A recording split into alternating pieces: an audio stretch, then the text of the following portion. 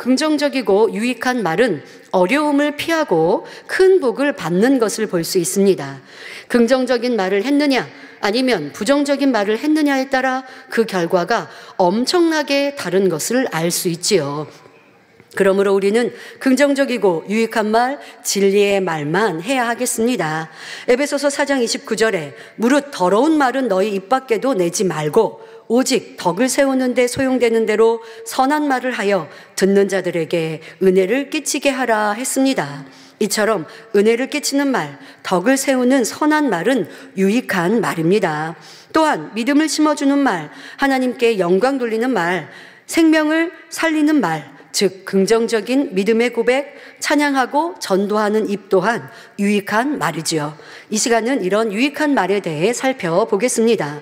먼저 유익한 말에는 은혜를 끼치고 덕을 세우는 선한 진리의 말이 있습니다. 이에 해당하는 성경상의 인물을 살펴봅니다. 바로 모세 선지자의 고백이었지요. 모세 선지자는 민수기 12장 3절에 온유함이 지면의 모든 사람보다 승하다라고 하나님께 크게 칭찬과 사랑을 받았던 선지자였습니다. 그런데 이스라엘 백성들은 모세에 대하여 또한 더 나아가 하나님의 향해 원망과 불순종이 더해만 갑니다. 이에 대해 하나님께서는 그 백성들을 다 멸하시겠다고 하십니다. 이때 모세 선지자는 백성들의 죄를 사해 주시라고 하나님께 기도하며 자신의 생명을 담보로 사랑의 기도를 올려드립니다. 출애굽기 32장 32절에 그러나 합의하시면 이제 그들의 죄를 사하시옵소서. 그렇지 않사오면 원컨대 주의 기록하신 책에서 내 이름을 지워버려 주옵소서 하는 감동의 기도를 올려드립니다. 스데반 집사 역시 아름답고 선하고 고운 그러한 입술의 고백이 나왔습니다. 그 마음에 그 속에 미움이나 시기, 질투 등의 악이라고는 조금도 없었기 때문에 가능했지요. 스데반 집사는 옳은 말, 생명의 말씀을 전하고 있는데 오히려 스데반을 향해 돌을 던지는 무리들을 향해서도 주여 이 죄를 저들에게 돌리지 마옵소서 하는 사랑의 강구가 즉시 나왔던 것입니다. 이런 선한 말은 상황에 따라 선택하여 내는 것이 아니라 자동적으로 즉시 나와야 참입니다. 자, 그러면 이렇게 자동적으로 항상 선한 말이 나오려면 어떻게 해야 할까요? 그 마음 안에 악이 조금도 없고 사랑이 가득해야 하는 것입니다. 하나님께서는 여러분들이 이러한 마음을 이루기를 원하십니다. 그런 아름다운 마음에서 나오는 선한 말을 기다리시죠. 자, 다음으로 유익한 말에는 긍정적인 믿음의 고백이 있습니다. 부정적인 말은 많이 하면 할수록 일이 잘 안 되고 어려워집니다. 일이 꼬여요. 자꾸 꼬여요. 긍정적인 말과 믿음의 고백은 안 되던 일도 잘 되게 하지요. 출애굽한 이스라엘 백성은 축복의 땅 가나안을 침노하기 위해 12명의 정탐꾼을 보냅니다. 그런데 정탐하고 돌아온 사람 12명 중 10명은 가나안 땅의 거민을 두려워하여 부정적인 고백을 보고를 하지요. 이 말을 들은 백성들이 이제 혼란스러워집니다. 수군수군합니다.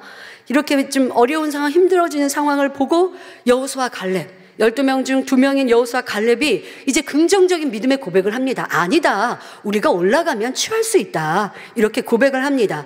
근데 이 말이 또 끝나자 무섭게 10명의 정탐꾼은 또 부정적인 말을 그 앞서 했던 말보다 더 부정적이고 더 강력하게 말을 쏟아냅니다. 믿음이 없는 부정적인 말은요, 현실을 보고 육신의 생각을 동원합니다. 그들에게는 열재앙, 바로 열정탐꾼과 백성들에게는 열재앙으로 출애굽시키시며 홍해를 가르고 마른 땅으로 건너게 하신 전지전능하신 하나님은 없습니다. 그러니 부정적인 말만 나옵니다. 저들은 장대하며 대장부와 같고 우리는 메뚜기와 같아 결코 그 땅을 취할 수 없다 말합니다.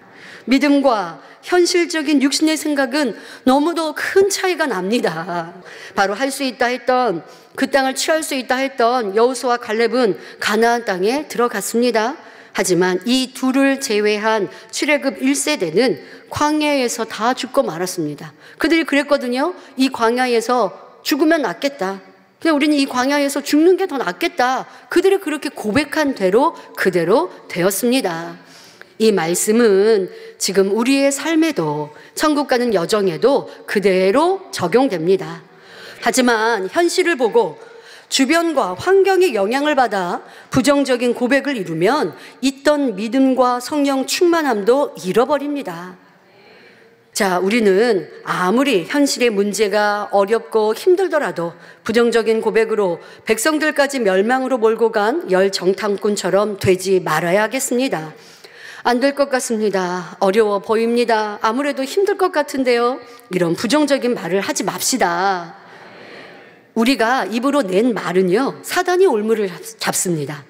자, 이제 우리는 잘 됩니다. 할 수 있습니다. 믿는 자에게는 능치 못할 일이 없습니다.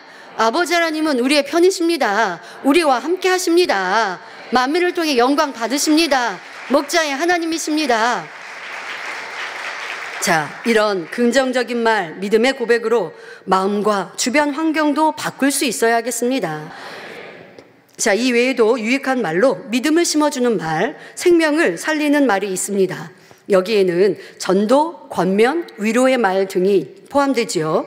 예수님께서 마가복음 1장 38절에 거기서도 전도하리니 내가 이를 위하여 왔노라 하셨고, 예수님의 제자들과 사도들도 열심히 복음을 전했던 것을 볼 수 있습니다.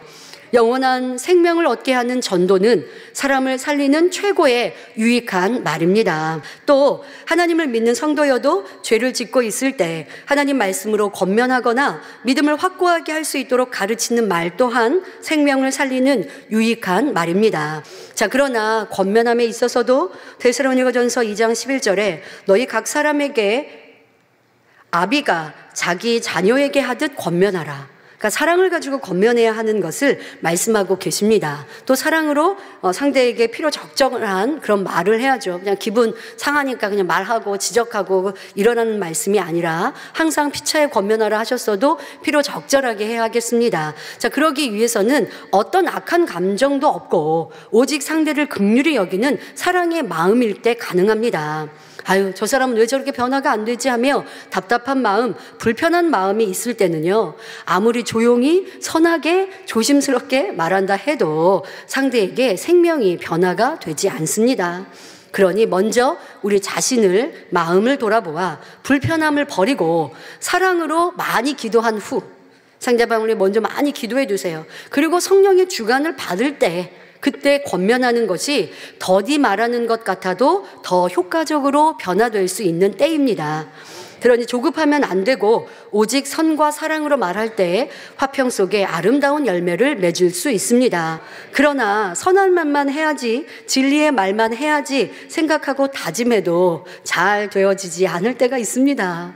왜 그럴까요? 누가복음 6장 45절에 그 답이 잘 나와 있습니다. 선한 사람은 마음에 쌓은 선에서 선을 내고 악한 자는 그 쌓은 악에서 악을 내나니 이는 마음에 가득한 것을 입으로 말함이니라.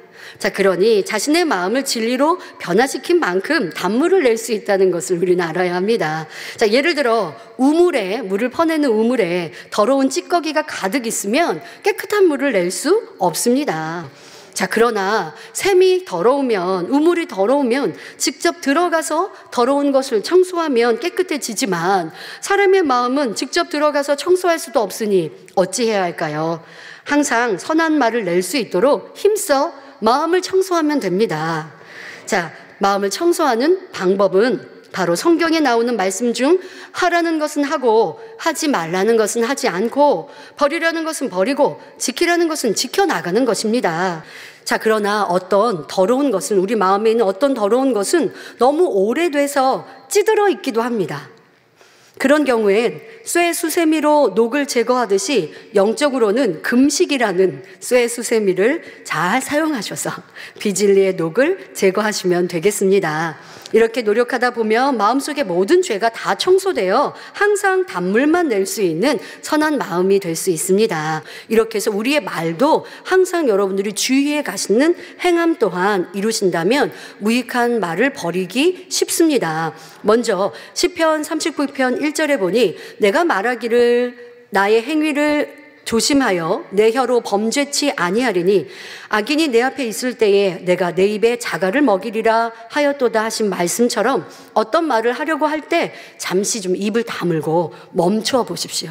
내가 하려는 말이 선인지 진실인지 생각해 보는 이런 노력. 또 그 다음엔 이 말이 진실일지라도 이 말을 할 때 이게 꼭 필요한 말인가 생각해 보시는 거 필요하고요.